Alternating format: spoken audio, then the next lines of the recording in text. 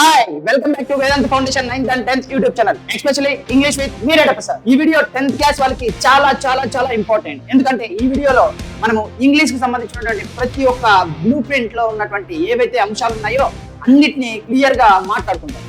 ఓకేనా? So last వరకు ఏ మాత్రమే కానీ నెగ్లెక్ట్ చేయకుండా జాగ్రత్తగా వినాలి. ఎందుకంటే ఇంగ్లీష్ కి సంబంధించినటువంటి బ్లూ ప్రింట్ ఏదైతే ఉందో దాని గురించి క్షుణ్ణంగా ఈ వీడియోలో మాట్లాడడం అనేటువంటి జరిగింది. సో ఏ మాత్రమో నెగ్లెక్ట్ చేయకుండా లాస్ట్ వరకు ఈ వీడియోని కంపల్సరీగా చూడండి. ఇక్కడ బ్లూ ప్రింట్ అనేటువంటిది మనకి ఎవరిస్తారు అని అంటే ఎస్ఎస్సి బోర్డు ఏపీ వాళ్ళు ఇవ్వడం అనేటువంటి జరిగింది. మరి ఎప్పుడు ఇచ్చేసారంటే ఇది ఏ ఇయర్ కి సంబంధించింది అంటే 2025-26 అంటే లేటెస్ట్ గా ఇచ్చినటువంటిది. కొన్ని టాపిక్స్ అనేటువంటి ఓల్డ్ రిమూవ్ చేసేసి న్యూ గా కొన్ని టాపిక్స్ అనేటువంటిది ఇంక్లూడ్ చేయడం జరిగింది. సో జాగ్రత్తగా లాస్ట్ వరకు వినండి. ఓకేనా? చూడండి, డీటెయిల్స్ ఆఫ్ ఎగ్జామినేషన్ గురించి మనం ఎప్పుడైతే మాట్లాడుకుంటామో నెంబర్ ఆఫ్ పేపర్స్ ఎన్నిసార్లు అంటే మనం 2 పేపర్స్ 3 పేపర్స్ అనేటువంటి ఓన్లీ ఒక పేపర్ మాత్రమే ఉంటుంది. తర్వాత మాక్సిమం మార్క్స్ ఎంత సార్ అంటే 100 మార్క్స్ అనేటువంటిది మాక్సిమం.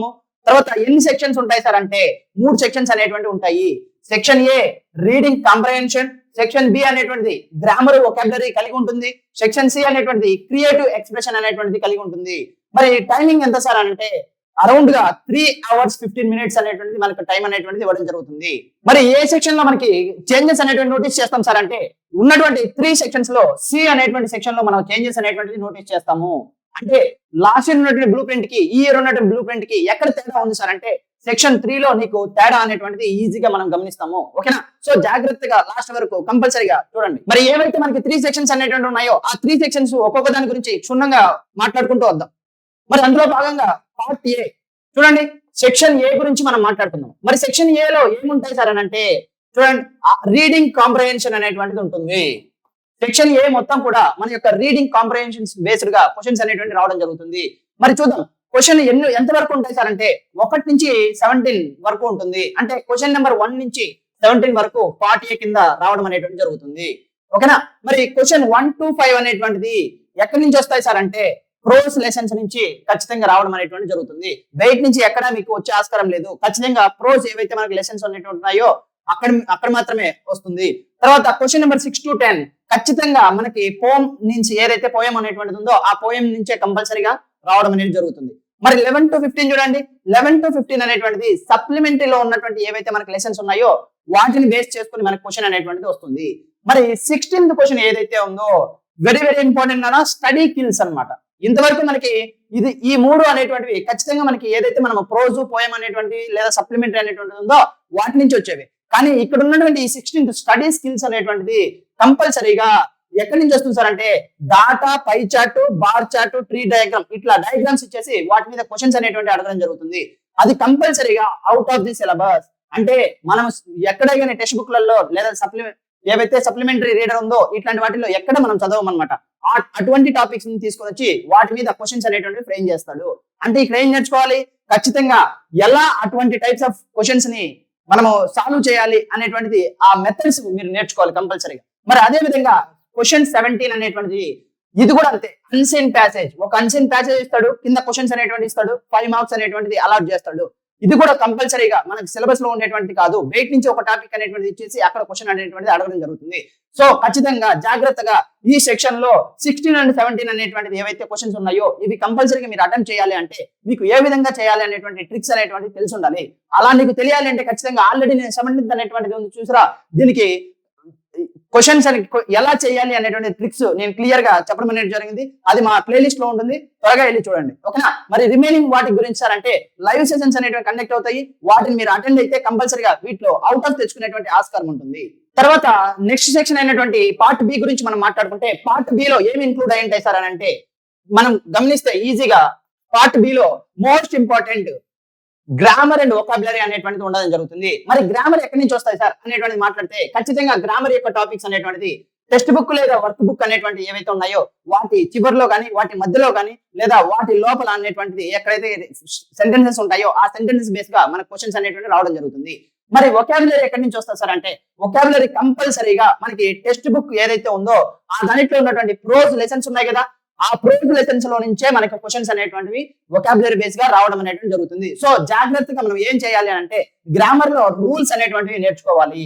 కంపల్సరీగా రూల్స్ అనేటువంటి నేర్చుకోవాలి. మరి వొకాబులరీ సార్ అంటే ప్రతి ఒక్క యూనిట్ కి ఏవైతే వొకాబులరీ అనేటువంటిది ఉందో ఆ వొకాబులరీ మొత్తం కూడా మనం క్షుణ్ణంగా డైలీ చదివితేనే మనకి ఆ రోజుకి గుర్తు అనేటువంటిది ఉంటుంది. మరి ఏ టాపిక్స్ ఇంక్లూడ్ అయితే సార్ గ్రామర్ లో, మరి వొకాబులరీలో ఏ టాపిక్స్ ఉంటాయి అంటే అది నెక్స్ట్ వీడియోలో నేను చేయడం అనేటువంటి జరుగుతుంది. సో ఈ వీడియోలో మొత్తము సిలబస్ మాట్లాడుకున్నాం. నెక్స్ట్ వీడియోలో టాపిక్స్ ఏవైతే పార్ట్ బి లో ఉన్నాయో అవన్నీ కూడా క్షుణ్ణంగా ఆ వీడియోలో రావడం అనేటువంటి జరుగుతుంది. మరి అదే విధంగా లాస్ట్ సెక్షన్ అనేటువంటి పార్ట్ సి గురించి మాట్లాడుతున్నాం. మరి పార్ట్ సి లో ఏముంటుంది సార్ అంటే క్రియేటివ్ ఎక్స్ప్రెషన్స్ బేస్డ్ క్వశ్చన్స్ అనేటువంటి రావడం జరుగుతుంది. మరి ఎన్ని క్వశ్చన్స్ ఉంటాయి సార్, వీటిలో చాయిస్ అనేటువంటిది ఉంటుందా ఉండదా అనేటువంటి విషయాన్ని కూడా మనం క్షుణ్ణంగా ఇక్కడ మాట్లాడుకుంటాం. మరి చూడండి, క్వశ్చన్ నెంబర్ 35 ఏదైతే ఉందో ఈ 35 లో కన్వర్జేషన్ బేస్డ్ క్వశ్చన్ అనేటువంటిది రావడం జరుగుతుంది. మరి ఎక్కడి నుంచి వస్తుంది సార్, ఏవైతే మనకి ప్రోజ్ లెసన్స్ ఉన్నాయో ఆ ప్రోజ్ లెసన్స్ లో నుంచే క్వశ్చన్ అనేటువంటిది రావడం ఉంటుంది. ఖచ్చితంగా ఇద్దరు పర్సన్స్ ఇస్తాడు, ఆ ఇద్దరు పర్సన్స్ మధ్య జరిగినటువంటి కన్వర్జేషన్ ఏదైతే కన్వర్జేషన్ ఉందో ఆ కన్వర్జేషన్ ని మీరు గెస్ట్ చేసి రాయండి అని చెప్పేసి అడగడం జరుగుతుంది. మరి 36th క్వశ్చన్ ఏదైతే ఉందో అది డైరీ ఎంట్రీ అన్నమాట. డైరీ ఎంట్రీ ఏంటి అంటే ఎక్కడి నుంచి క్వశ్చన్ వస్తుంది అంటే ఖచ్చితంగా అది కూడా ప్రోజ్ లెసన్స్ నుంచి రావడం జరుగుతుంది. ఖచ్చితంగా ఎవరో ఒకరిని ఫలాంది ఈవెంట్ అనేటువంటి జరుగుతుంది లేదా ఫలాని రోజు అనేటువంటి తను ఇక్కడ స్పెండ్ చేశాడు, ఆ స్పెండ్ చేసినప్పుడు తను డైలీ చేసినటువంటి ఏవైతే యాక్టివిటీస్ ఉన్నాయో మీరు గెస్ట్ చేసి లేదా మీరే ఆ పర్సన్ అనుకొని అక్కడ మీరు డైరీ అనేటువంటిది రాయండి అని చెప్పేసి చెప్తారనమాట సింపుల్ గా. మరి ఈ రెండిట్లో నుంచి ఒకటి రాస్తే ఇక్కడ చాయిస్ అనేది ఉంటుంది, ఈ రెండిట్లో నుంచి ఒకటి మాత్రమే రాయాలి. సో ఏది రాస్తే ఎక్కువ మార్కులు పడతాయి అనేటువంటిది మీ డౌట్ కదా, అది కూడా మనము లైవ్ సెషన్ లో క్లియర్ గా ఎక్స్ప్లెయిన్ చేసుకోవడం జరుగుతుంది. సో లైవ్ సెషన్స్ అనేటువంటి కంపల్సరీగా అటెండ్ అయితే మీకు అక్కడ నేను ప్రతి ఒక్క దాని గురించి ఏది క్వశ్చన్ అనేటువంటి అటెండ్ చేస్తే హైయెస్ట్ మార్కులు వస్తాయి, ఎలా అటెండ్ చేస్తే హైయెస్ట్ వస్తాయి అని కూడా అక్కడ చెప్తాను. నెక్స్ట్ గా 37th చూస్తే లెటర్ రైటింగ్. అర్థమైందా, ఇది ఎక్కడి నుంచి వస్తుంది సార్ అంటే టెక్స్చువల్ థీమ్ బేస్డ్ అనమాట. అర్థమైందా, అంటే టెక్స్ట్ బుక్ లోనే మనకు థీమ్ బేస్డ్ గా క్వశ్చన్స్ అనేటువంటి రావచ్చు, లేదా ఇండిపెండెంట్ గా టెక్స్చువల్ థీమ్ నే ఇచ్చి అక్కడ ఇండిపెండెంట్ గా రాయమని చెప్పేసి కూడా మీకు అడగడం అనేటువంటిది ఉంటుంది. మరి ఎన్ని టైప్స్ ఉన్నాయి సార్ అంటే ఫార్మల్ ఇన్ఫార్మల్ అనే 2 టైప్స్ ఉన్నాయి. ఆ 2 టైప్స్ బేస్డ్ గా మనకి ఖచ్చితంగా లెటర్ రైటింగ్ అనేటువంటిది అడగడం జరుగుతుంది. మరి 38 చూస్తే స్క్రిప్ట్ ఫర్ స్పీచ్. ఏంటి, మనం ఏదో ఒక ఈవెంట్ అనేటువంటి రన్ అవుతుంది అని అంటాడు, అక్కడ ఏమైతే మాట్లాడాలో ఆ స్పీచ్ అంతా మీరు తయారు చేయండి అని చెప్పేసి సింపుల్ గా అడగడం అనేది జరుగుతుంది. మరి ఈ 2 క్వశ్చన్స్ అనేటువంటి వాటిల్లో నుంచి ఒకటి రాయాలి. 37th 38 లో ఒకటి మాత్రమే రాయాలి. అంటే ఇంటర్నల్ చాయిస్ అనేటువంటిది అక్కడ 37 38 అనేది వాటి మధ్య చాయిస్ అనేటువంటిది ఉంటుంది. మరి ఏది రాస్తే మనకి ఈజీగా మార్క్స్ అనేటువంటి వస్తాయి సార్ అనేటువంటి విషయాన్ని మళ్ళీ తర్వాత లైవ్ సెషన్స్ లో నేను మాట్లాడతాను. సో మీరు ఇక్కడ ఏంటి అని అంటే ఖచ్చితంగా ఈ రెండింటి నుంచి ఏదో ఒకటి మాత్రమే రాయాలని గుర్తుపెట్టుకోండి. నెక్స్ట్ ఏంటి, నెక్స్ట్ 39th క్వశ్చన్. ఇక్కడ ఏంటి, డిస్క్రిప్షన్. చూడండి, సప్లిమెంటరీ రీడర్ ఏదైతే ఉందో అక్కడిలో నుంచి క్వశ్చన్స్ అనేటువంటిది ఫ్రేమ్ చేయడం జరుగుతుంది. దాన్ని మనం డిస్క్రిప్టివ్ గా అంటే పెద్ద క్వశ్చన్ గా వ్యాసంగా రాయాలనేటువంటిది జరుగుతుంది.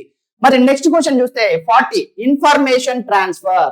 ఇది చాలా చాలా ఈజీ నానా, వెరీ వెరీ ఇంపార్టెంట్. ఈ రెండిట్లో నుంచి ఒక క్వశ్చన్ అనేటువంటిది మనం రాయాలి. అందులో 40 క్వశ్చన్ గురించి మనం మాట్లాడితే ఇన్ఫర్మేషన్ ట్రాన్స్ఫర్ అన్నమాట. మరి క్వశ్చన్ అనేటువంటి ఏం చేస్తాడు సార్ అంటే ఒక డయాగ్రామ్ ఇస్తాడు, బేస్డ్ ఆన్ డాటా కావచ్చు, లేదా ట్రీ డయాగ్రామ్ కావచ్చు, లేదా పై చార్ట్ కావచ్చు, లేదా బార్ డయాగ్రామ్ కావచ్చు. ఇక్కడ కనబడుతున్నట్టు డయాగ్రామ్ ఇచ్చేస్తాడు, దాంట్లో ఇన్ఫర్మేషన్ అనేది ఇస్తాడు, దాని నుంచి నువ్వు వ్యాసం అనేటువంటిది రాయాలి. అలా రాస్తే నీకు 10 మార్క్స్ అనేటువంటిది వస్తుంది. ఓకేనా, ఇది పార్ట్ సి గురించి క్లుప్తంగా మాట్లాడుతాం. మరి ఇంతవరకు మనం ఏం మాట్లాడుకున్నాం అంటే ఎగ్జామ్స్ యొక్క పూర్తి డీటెయిల్స్ మాట్లాడుకున్నాం, దాని తర్వాత సెక్షన్స్ అనేటువంటిది మాట్లాడుకున్నాం, మరి మార్క్స్ గురించి ఇప్పుడు మాట్లాడుకున్నాం. మరి అకాడమిక్ స్టాండర్డ్ వైజ్ మనం వెయిటేజ్ మాట్లాడుకుంటే చూడండి, సింపుల్ గా ఫస్ట్ సెక్షన్ అయినటువంటి రీడింగ్ కాంప్రహెన్షన్ కి 30% ఆఫ్ వెయిటేజ్ అనేటువంటిది ఇవ్వడం జరుగుతుంది. మరి ఆ 30% అంటే 100 లో ఎంత, 30 మార్క్స్ అనమాట. సో ఫస్ట్ సెక్షన్ ఏ కి 30 మార్క్స్ అనేటువంటిది అలాట్ చేయడం జరిగింది. మరి సెక్షన్ బి అయినటువంటి దాంట్లో ఆల్రెడీ మనం మాట్లాడుకున్నాం, గ్రామర్ ఉంటుంది, వొకాబులరీ ఉంటుంది. గ్రామర్ కి ఎంత సార్ అంటే 20% వెయిటేజ్ అనేటువంటి ఇవ్వడం జరిగింది. అంటే 100 కి 20 మార్క్స్ అనేటువంటి కంపల్సరీగా దానికి ఇవ్వడం జరుగుతుంది. మరి వొకాబులరీ ఏదైతే ఉందో వొకాబులరీకి కూడా 20% ఇవ్వడం జరిగింది. అంటే 20 మార్క్స్ అవుట్ ఆఫ్ అనేటువంటిది ఆ వొకాబులరీకి బేస్డ్ గా మనకు రావడం అనేటువంటి జరుగుతుంది. అంటే సెక్షన్ బి మనం క్లియర్ గా గమనిస్తే గ్రామర్ కి ఎంత ఇంపార్టెంట్ ఉందో వొకాబులరీ కూడా అంతే ఇంపార్టెంట్ ఉంది. సో జాగ్రత్తగా వొకాబులరీని కూడా మనం ఏ రోజుకి ఆ రోజు ఖచ్చితంగా నెమ్మలు వేసుకుంటేనే తప్ప వాటిని మనము ఫైనల్ ఎగ్జామ్ లో గుర్తుంచుకోవడానికి అవకాశం ఉండదు. ఓకేనా, నెక్స్ట్ సెక్షన్ సి గురించి మనం మాట్లాడితే ఇక్కడ సెక్షన్ సి కి 30% అనేటువంటిది మార్క్స్ అలర్ట్ చేయడం జరిగింది. అంటే 30 మార్క్స్ అని ఓవరాల్ గా ఉన్నటువంటి అన్ని సెక్షన్స్ మనం కలిపితే 100 మార్క్స్ కి ఈక్వల్ అవుతుంది. ఓకే, సో మరి ఏ విధంగా మనం ప్రిపేర్ అవ్వాలి సార్ అని అంటే అందుకని మేము మీకోసం అని చెప్పి స్పెషల్ గా మిషన్ 500+ అనేటువంటిది స్టార్ట్ చేసాము. అందులో నేనైతే ఇంగ్లీష్ సంబంధించినటువంటి ప్రతి ఒక్కదాన్ని క్షుణ్ణంగా మీకు 90+ ఏ విధంగా తెచ్చుకోవాలని ట్రిక్స్ బేస్డ్ గా వొకాబులరీని కూడా డయాగ్రామాటిక్ గా మీకు అన్ని కూడా గుర్తుంచుకునే విధంగా మీకు తయారు చేసి మీ ముందర అనేటువంటి ఇవ్వడం జరుగుతుంది. ఎవ్రీ డే సెషన్స్ అనేటువంటి జరుగుతాయి. ఆ సెషన్స్ మీరు అటెండ్ అయితే పక్కగా 90+ గ్యారెంటీ తెప్పించేటువంటి బాధ్యత నాది అని చెప్పేసి నేను క్లియర్ గా చెప్తున్నాను. అదే విధంగా మీరు వాటి యొక్క పీడిఎఫ్స్ అనేటువంటి ఎక్కడ అవైలబుల్ ఉంటుంది సార్ అని అంటే చూడండి, ఇదిగో వేదాంత Telugu foundation 9th and 10th అనేటువంటి యూట్యూబ్ ఛానల్లో మీకు ఖచ్చితంగా సబ్స్క్రైబ్ చేసుకొని పెట్టుకోండి. అక్కడే మీకు డిస్క్రిప్షన్ లో లింక్ అనేటువంటి ప్రొవైడ్ చేయడం జరుగుతుంది. దాన్ని క్లిక్ చేసినా మీకు టెలిగ్రామ్ గ్రూప్ లోకి వెళ్తారు. లేదు అంటే దీన్ని స్కాన్ చేసిన కానీ ఫోన్ లో మీకు టెలిగ్రామ్ గ్రూప్ అనేది ఓపెన్ అవుతుంది. అక్కడ జాయిన్ అయితే ఏ రోజు ఏ క్లాస్ జరుగుతుంది, ఏ టైమింగ్స్ జరుగుతుంది అని ప్రతి ఒక్క దానికి క్షుణ్ణంగా అక్కడ మీకు ఇన్ఫర్మేషన్ అనేటువంటిది ఇవ్వడం జరుగుతుంది. మరి పీడిఎఫ్స్ అనేటువంటిది కూడా అక్కడే మీకు లింక్ అనేటువంటి ప్రొవైడ్ చేయడం జరుగుతుంది. సో జస్ట్ క్లాస్ విని మీరు చేయాల్సిందల్లా ఏంటంటే ఇచ్చినటువంటి పీడిఎఫ్ ని ఏ రోజు ఆ రోజు కంప్లీట్ చేసుకుంటే ఖచ్చితంగా ఇంగ్లీష్ లో మాత్రం 100కి 90+ అనేటువంటి తెప్పించడం అది మా బాధ్యత. ఓకేనా? Okay, stay tune.